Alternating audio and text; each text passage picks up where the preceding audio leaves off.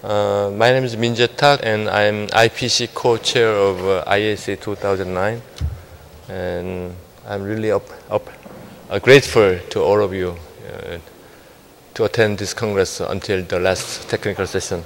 I'm very pleased to introduce the first and the only one astronaut of Korea, Dr. Yi Soyeon, who is also graduate of my school, KAIST. She received her BS in mechanical engineering in 2001 and master's and PhD in 2002 and 2008 in biomems.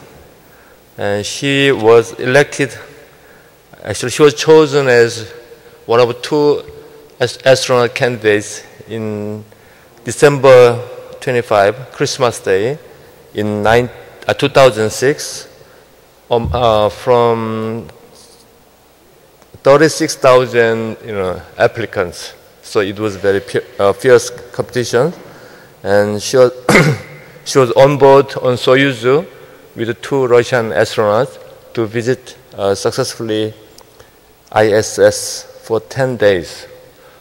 And she's going to talk about her experience during her trip to International Space Station. Please welcome Dr. Lee.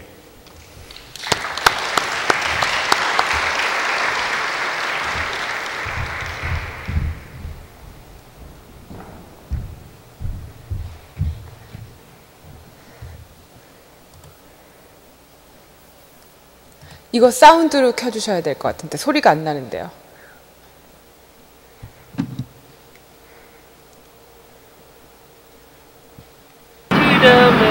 And let me play among these stars.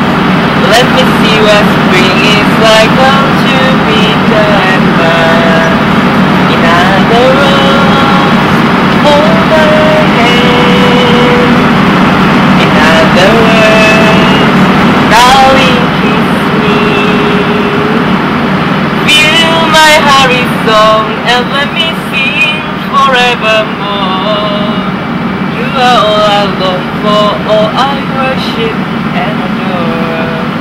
And in other words, please be true.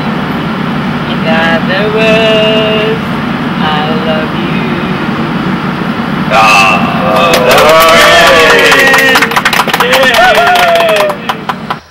Yes, right. You can feel that there's a so noise, and because there's so many fans in ISS.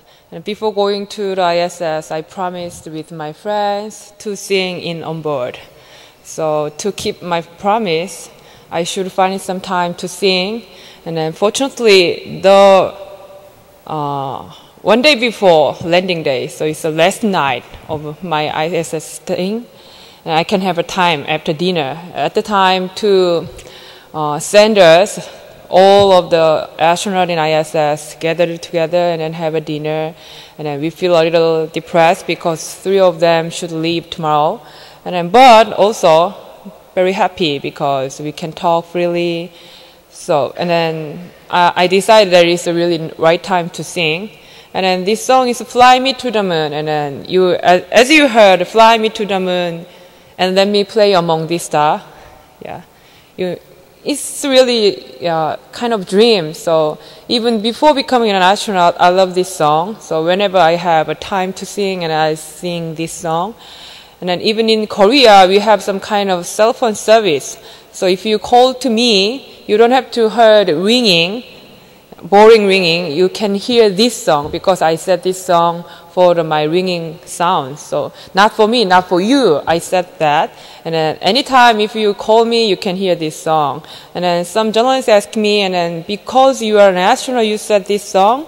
But I don't think so, because I set this service even before selection process, maybe around the 3rd or 4th grade of my undergraduate. And I love this song very much. So finally, I succeeded to sing in ISS, and then I keep my promise.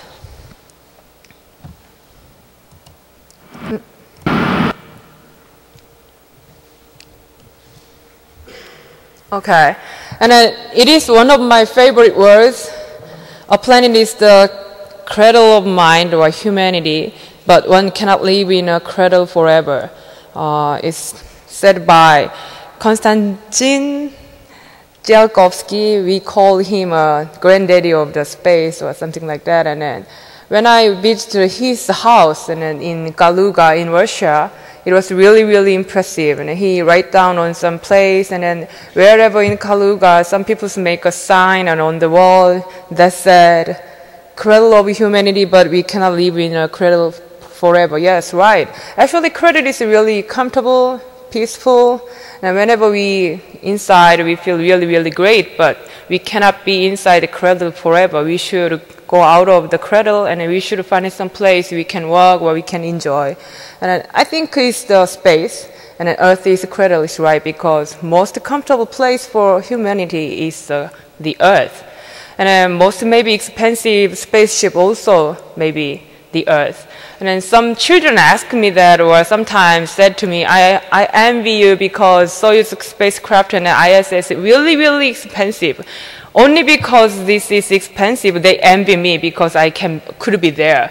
But even though it's really expensive, toilet inside ISS, toilet inside Soyuz is much, much worse than the small toilet in really cheap restaurant. So comparing with that, and on the Earth is really, really great spaceship and then space station. You know, the Earth is also flying around space, and then I think the Earth is also kind of spaceship for us. But I heard that Soyuz spacecraft and ISS is really expensive, even we cannot imagine how much it is. But so, for example, Soyuz spacecraft, there's for 3 astronauts, and then they can survive only 3 days. If they will not dock to the ISS, they just can survive in 3 days in Soyuz spacecraft. But imagine that the Earth, more than several or tens billion people survive on the Earth more than several hundred or 1,000 years. So you can calculate that, how much the Earth it is comparing with the Soyuz. But we can be here free of charge, so we are very lucky people, I think. If we were born in space, maybe we cannot survive even microseconds. So I think all we are very lucky, even in some underdeveloped country or some small country or some other place. I think all we are very lucky. Oh, sorry. How can I next? Here. Yeah. And I want to introduce just a bit of the selection process. As Professor Tak said that there was 36,206 applicants were there for the competition to make one astronaut, because the government announced that any Korean people older than 19 years old can apply for the astronaut. But astronaut will have a space experiment in ISS, so they have some kind of test and an examination for making an astronaut who will have an experiment. And at that time, I didn't think any other thing, only one thing.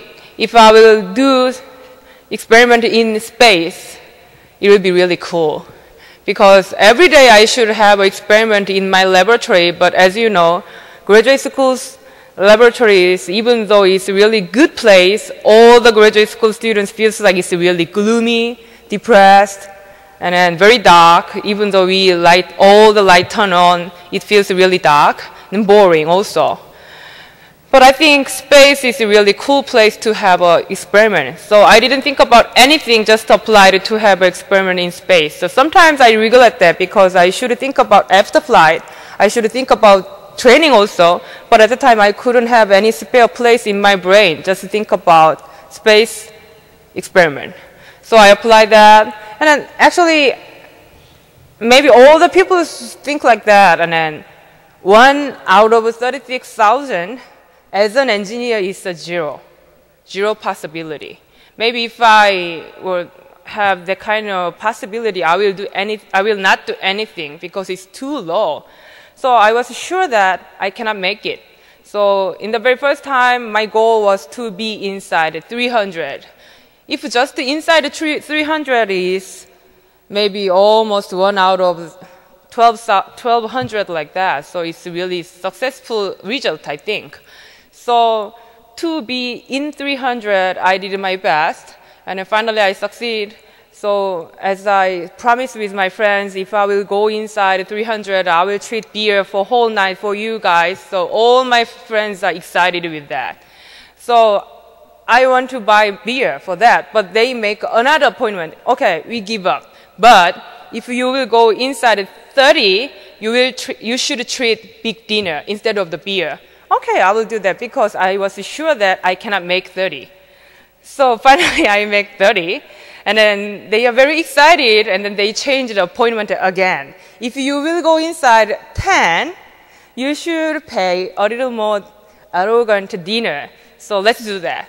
So yeah, I promise that. But you will not get anything if I will fail in 10.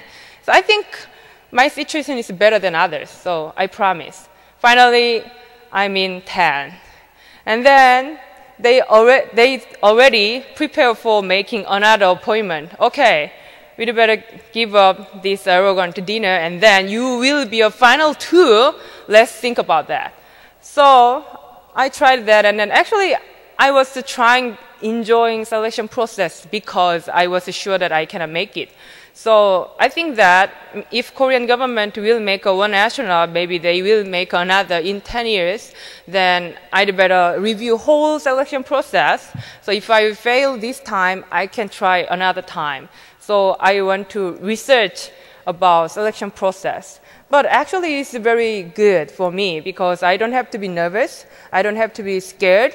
So I think I can have a good result, even better than think like I should make it. So finally, yeah, I had a really good Christmas present. Christmas Day on 2006, it was really great. I became a 2 of 1 to go to Russia to have a training. So even though I will not fly, I think it's really unique experience. So it was really lucky, and then sorry for another 36,000 people. But to pay back for whole applicants, I thought like that I should do my best, and then maybe I make them think, oh, okay, they select the right person. So I did my best in Russia. So I take so many training, but actually at that time I was almost the end of my PhD. And then I wrap up most of my experiments, still have a final presentation, and then that is typing, and then wrap up of my result and analysis my data. But I couldn't have time because I should go to Russia. So I want to delay my PhD defense maybe 1 or 1.5 years. But you know, all the graduate schools, maybe all the graduate school, especially engineering school, advice is really cruel. So my advice also same. So he said that you should wrap up all information, and then you should do, even during the training, you can analyze your data, and then you can typing even in Russia without experiment laboratory. So I wrap up all my data and then go to Russia, and then daytime I had a training at 9. At night I do my data analysis and typing my thesis. And then this one is my favorite photo. I played Taekwondo in middle school and high school, so don't be scared. I have a 3rd black belt in Taekwondo, but I promise that I forgot all of that because I stopped 10 years ago. Anyway, as a Taekwondo player, I really want to try high kick and then flying kick, but it's not easy. But one animation designer read about my article even before flight. And he read about me, and then I played Taekwondo, and then he imaginary drew this drawing, and then in circle with a high kick. It's really cool. I love that. So every day I'm wondering then whether I can do a high kick or not in circle. But in training center, it's a little serious mood, so I couldn't even dare try to do that. But on that day, I went to the Zvezda, it's the company that made a so-called spacesuit. And at the time, there was just 2 or 3 engineers to design a so-called suit. And there was no serious person at all. And then they said to me, after trying this spacesuit, you can move and in any position to check the spacesuit is fit you or not. So I said, I checked them, any motion, whatever. And then they said, okay, any motion, whatever, you can do that. So I tried to high kick. But at most, I kicked like that, even under 90 degrees. But not because of me, but because of the so-called, believe me. And then at the time, all the engineers was really surprised. And then what I doing now and stop it because almost I fell down because it's small degree. And then I tried to kick high, so it's so funny. But anyway, I realized that in so-called suit, I cannot do high kick. And then maybe it's not for the fighting, it's for the space flight, so it's reasonable. And then finally, after training, we went to the Kazakhstan Baikonur in the Space Launch Center. And then, sorry for that, it's in Korean, but Korean TV company did a really great job to the publicity of my flight. So they made this kind of movie. And then there's a landing city, and then here is launch pad of the Soyuz rocket. And here's the assembly plant and the Energia company. So they introduced the whole Baikonur facility to the people, and then they also introduced this kind of process in the 2 days before the launch date. And then by the train, they transport the Soyuz rocket to the launch pad from the assembly plant. And on that day, all the people, so all the tourists and all the instructors, all the medical doctors and Air Force go out there to see that this transportation is around 6 a.m. But there's 3 people cannot go outside at all. It's me and my commander and the flight engineer because they are worried about sanitary thing and then medical thing. So we are really like a prisoner. And then we should be always inside a hotel. I couldn't even hug with my mom. I should talk with my mom between glass. Anyway, for the flight, I should do that. And then they erect the rocket and then prepare for our flight. And then this day is the very launch date, and then 6 hours before launch. At the time, we prepare for launch. And then finally, in hotel, we had a traditional, some kind of event. It's a signature on my room, hotel room. So I did my signature on my hotel room, and then there is a really historical. So some doors have a whole lot black because so many astronauts stay there and the signature right before launch. But my room is for the women. You know, in Russia, there's a few women who work with the space field. So my door is a really big empty space, so I can freely autograph on there. And then he's a priest, and then to pray for us, but it's a very strange way. So I was surprised with that. But anyway, he want to pray for our safety, so I should face it. And then to take a bus to go to the Energia company because we should wear the spacesuit. But inside this flight suit, we should wear the innerwear 2 layers because right before wearing the spacesuit, we should take off the 1 layer of the innerwear and then totally exactly clean innerwear should be inside a so-called spacesuit. And then we went to the Energia company, and then we tried our spacesuit, and then we checked whether it's really safe or not. But all the safety check is behind the glass, and then all people can check that whether this spacesuit really safe or not. So even my mom and daddy and then all the Korean delegation can see that my spacesuit is really safe. And then, you know, long hair is really, really dangerous for the space flight because when we close the helmet, if hair is inside there, we cannot have a humidity. So I'm thinking about to cut my hair like other Air Force guys and military guys. But some female astronaut senior in NASA, they recommended me not to cut hair because even only with the long hair in ISS, I can show the zero gravity and it will be a fly like that, like a lion. So even though sacrifice just a little safety, I decided that not to cut hair. But instead of that, I bought some kind of net for the wig. And then before wearing the wig, we should have a net. So it blocks the whole hair inside, and then I can have a safety for the helmet. And then finally, we report our flight to the Perminov. He's head of the space agency in Russia. And then we take a bus, and then go to the launch pad. And as you know, on the way to the launch pad, bus should stop, and then all the astronauts come out of the bus and then they pee on the tire. Yeah, it's a tradition also.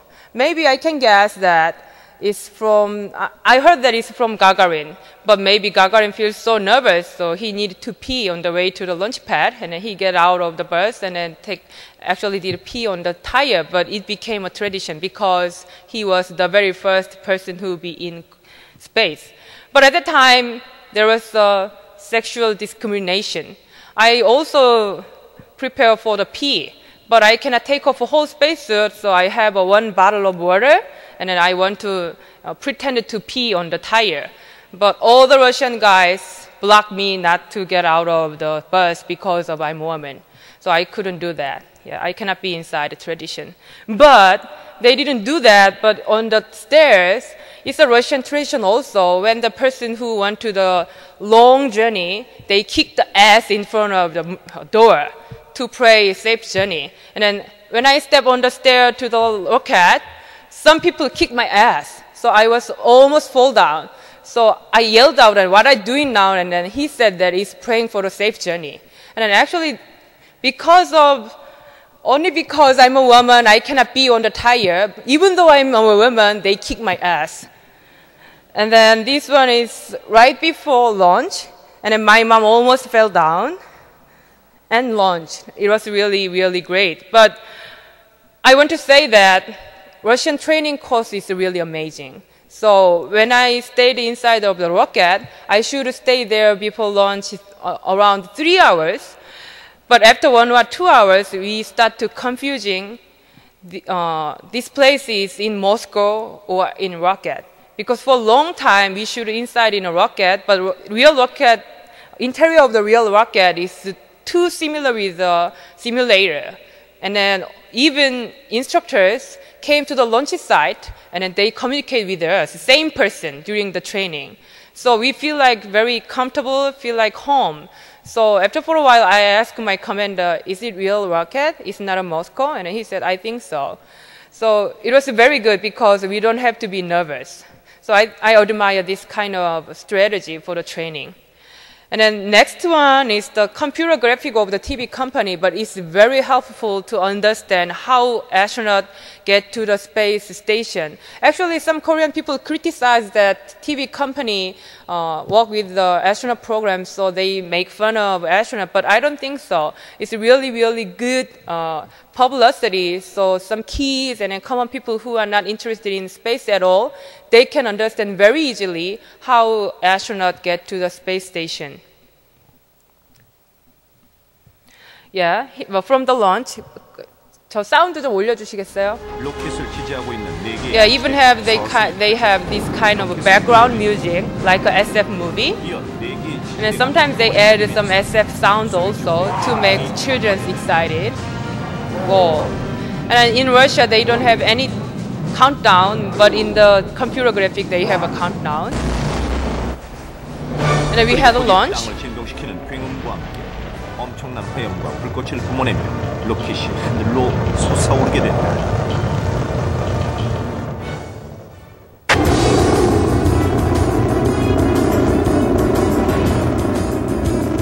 And after 1 minute 53 seconds, emergency rocket was separated. 고도 49km 상공에서 또 한 번 1단 로켓을 분리했다. And the first step of the rocket was separated. Even some people didn't know that separation step of the rocket, and then just like a SF movie, spaceship go up very smoothly, but it's not at all. So finally, most of the Korean people understand how rocket works. And then open the nose fairing, and then my seat was right beside of the window, but until the nose fairing separated, I cannot see anything, just a black.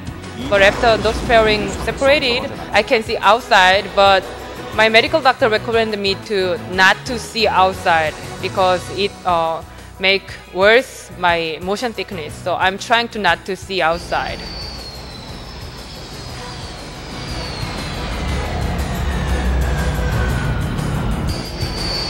But it's really, really tempting to outside. 9 minutes, 9분이 지나면 고도 last 200km third rocket was separated. Finally, we had a zero gravity. And then even though we are tied on the seat very tightly, and then some engineers came inside the rocket and then they tied us very strong, but we can feel that we are floating. 고도 220km 궤도에 진입한 소유주호는 발사체와 완전히 분리된 상태이며 태양 전지판 전개 후 이틀간의 우주 비행에 돌입하게 됐다. Yes, when sunshine shine on the solar panel, there's no sounds. But to attract children, they made a sounds.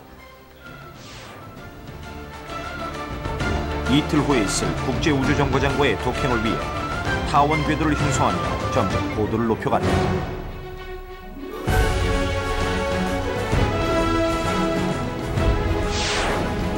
Yeah, 51 degree.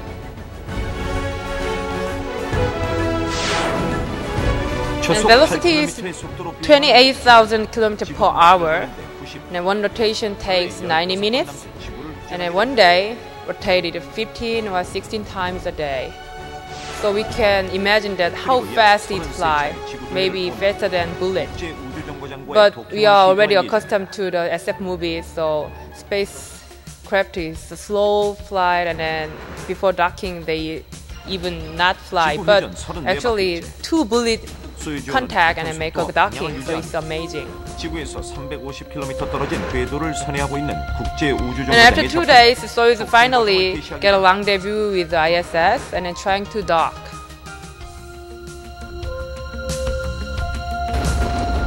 Yeah, they even describe the engine working, small engine. Of course, there's no that kind of sounds at all. But to make understand how docking, so TV company make a sounds on the computer graphic. Ожидаем касания. Кресты совмещены. Командир корабля докладывает, готовимся к касанию. 10 касания. And finally we docked to the ISS. But yeah, maybe I think you also did like that. When you arrived in the Incheon airport, even though you fly more than 10 hours or 5 hours, but you cannot wait 10 minutes until hatch open in the airplane. So all the people say, even though captain said you'd better sit down and have a seatbelt, but you all unblock the seatbelt and backpack and then wait inside, make a line on the aisle. It's the same. Actually, we spent 2 days to go up to the ISS, and we should wait 3 hours after docking to check the pressure, but that 3 hours is more than 30 years like that, so we cannot wait to go to the ISS. And then my mission, it's not there. Oh, sorry about that. Maybe there's no movie, but main mission of my space flight is the space experiment. So not only for the astronaut, but also for the space experiment, we also have a selection process. So many institute, university, companies, laboratory, they submit their proposal, and then finally government assigned 18 experiments. So they designed and make a space experiment kit. And then I brought up, and then some things are transported by the Progress cargo module, and then I did the experiment. But I stayed there just 10 days, but I should do 18 experiments. So every day I was so busy, and then in general, astronaut or cosmonaut work, regular working time is around 8 hours, but I should work more than 10 and 30 minutes.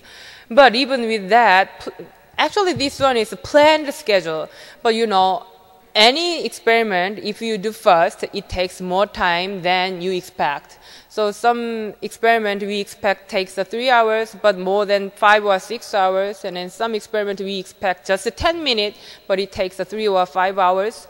So sometimes I should sacrifice my sleeping time, and sometimes I sacrifice my dinner or lunch time. But I was so honored to do that because I'm the very only first astronaut from the Korea, and then I know how feel the principle in principal researchers feel that because they can do their experiment by themselves, maybe they feel so worried about their experiment. So for them, I should do my best to make a best result. Because sometimes I also need to ask my own experiment to the other laboratory. At the time, I cannot wait, and I want to go inside and I want to do by myself, but sometimes because of the security problem or because of some system, I should wait outside. At the time, I feel so sad or feel so stressful. So I really understand how the principal researchers feels with their own experiments. So I cannot help. I should do my best. And then it was also interesting, especially for the education experiments. Is amazing because it's to inspire the children, even though it's more tough and more difficult than others, because other experiment I don't care about showing. But for the education experiment, I should think about showing also in front of the camera. So I should make a good image for the children to attract children and then to make children understand what is the Newton's law, what is the zero gravity. So it was a little tough, but for me, really interesting because I feels like I became children again, and then I feels like I became a children in front of the TV or computer to see this experiment. And at the time, my colleague Sergei Boltkov did a really great job because it takes much more time than expected, but he should make a film and then he should take a photo. So at the time I said, after my experiment, I said to my Sergei, thank you so much for helping me, even though you should sacrifice your own mission for a while. And he said that, you'd better say thank you right now here. You'd better say thank you after getting back to the Earth, and then after showing this whole movie to the children. And then children said, if children said to you, thank you, do that, and then you can say thank you to me. So I think it's really cool. So at the time, I think like that if I will go up again and if I will help another astronaut, I will say like that. It's really cool, yeah. And then this one is flying kick, because not only high kick, I want to try the flying kick. So, but thanks to the ESA, I have a drill bell module. It's a cargo module. It was empty and there was nothing machine. So I can do everything like a flying kick. So I really want to try flying kick because only in the movie is possible. But real world, we also can do in space. And then this one is our national flower. So we made a paper national flower and then folded that. But if you put inside the water, it absorbs the water and then it can be opened. And then at the time, I also sing a song is about this national flower and for the kids. And also I do the performance for the Korea. I love Korea. And then after that, with our national flag, we have a performance. And then to cheer our whole Korean people. And then to appreciate for whole people who support my flight. And then this last slide. And then I always said to my own Korean people that if Britain and the UK have been commanded of the sea and then they can rule the whole world. But I think in the future, those who have a command of the space have control of the world, I believe. So our country, Korea, should prepare for that future. So I always emphasize that we should do spacewalk, space activity. And then as I said before, and actually, when I watched the movie Love Actually, they said that love is all around, love is actually everywhere, like that. And then I think nowadays space technology is all around. Space technology is actually around Earth because you have a cell phone everywhere, whenever, and then you have always TV, but it works with the satellite. And then you also with using the microwave at least once a day. So all the space technologies around you. Maybe it's hard to live without space technology. So I think first job of me as an astronaut is to make people understand, to make people know that space technology is all around and it's very easy to catch it and it's very easy to reach that. And then all the people believe that space is too far from us, but actually space is really right beside you. Yeah. Thank you for listening.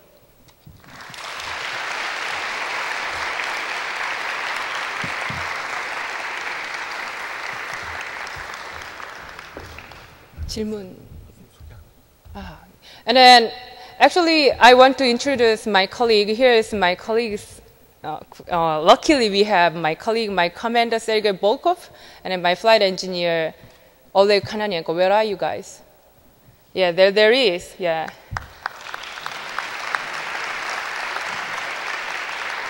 Yeah, they are the very cool guy that I said before during the presentation. And is there any question?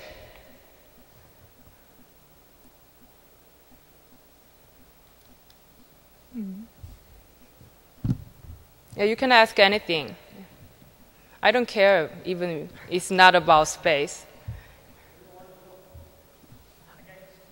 Pardon?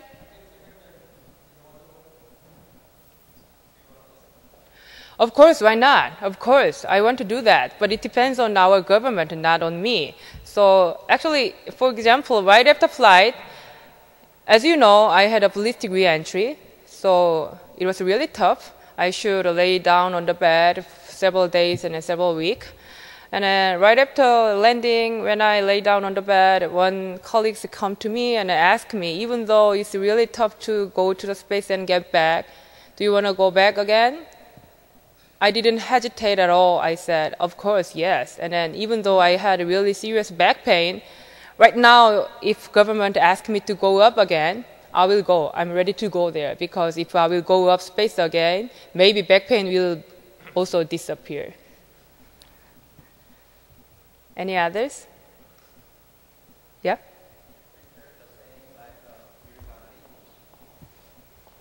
Yeah. Please say again. Did you prepare the saying like Yuri Gagarin when you get to the space? Yeah, yeah. Because of that, I realized that I'm not that special person. I'm just a normal person.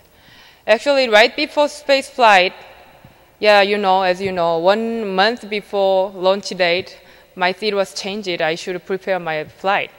And then right before changing, so many journalists start to call me and ask about that. What will you say right after arriving ISS? Please tell me. Without other journalists, please don't tell other journalists, only to me. And because he want to make a really great article. And then every journalist called me, asked about that. But I also think like that, and then, yeah, I should prepare really great words to say in space. But I cannot think at all, and I have no idea about that because I've never been in space. The real words is I should say in space after feeling space. So at the time I thought that if I will go up to the space, maybe I can make a great words after feeling, after seeing, after watching space. But right after arriving ISS, I just say, wow, and nothing. So finally I realized that, oh my God, I'm not that special person like a Yuri Gagarin or a Valentina Tereshkova. I'm just a normal person. I have no idea. Just yelling out so loudly, wow. Yeah, it's the very words I just said. Woo, like that. Maybe they remember that. There is.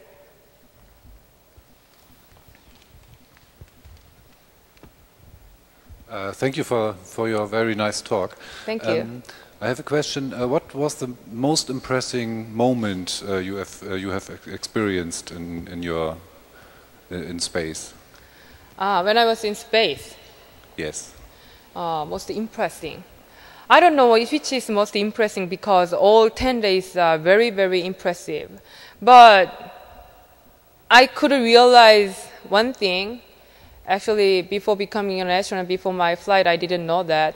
And then, as I said before, in the very first time of my presentation, I should appreciate that I was born on the Earth, because Earth is really beautiful. And then, if I calculate by the Soyuz spacecraft, maybe it's really, really expensive also. And then, without any machine, we can breathe. Without any machine, we don't have to worry about carbon dioxide. And even though we don't have to pay, but we have a very neat, clean toilet also. And we don't have to worry about my rice or kimchi fly away during my eating. So I think all we are very lucky and we should appreciate. And then also, we didn't have any choice. just was born on the earth.